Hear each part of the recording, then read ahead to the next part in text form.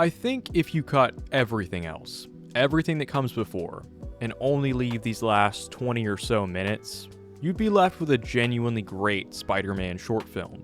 It's a simple, direct narrative, a story about loss, giving up, and getting back up.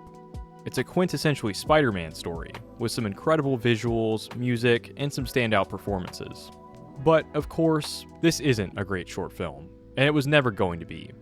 It's ultimately a bloated, overly complicated mess of a movie that just doesn't work.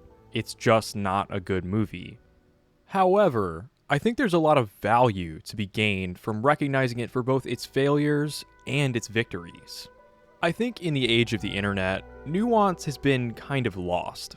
Clickbait titles and thumbnails encourage extreme reactions in one direction or another, rarely leaving room for real, complex opinions. So I think it's more than worth finding the value in something like this, and appreciating the successful elements of one of the most high-profile failures of the 2010s superhero gold rush. All in all, The Amazing Spider-Man 2 is nothing less than a fascinating example of a terrible movie that's also a great adaptation of a comic book character.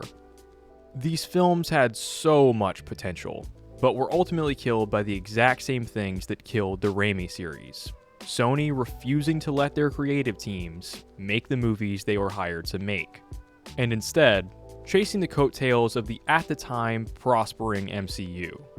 Yet, despite all the studio interference, and all the terrible decisions made both behind and in front of the camera, there are moments where it all just clicks, moments of shockingly high quality, moments where it's a truly amazing Spider-Man movie.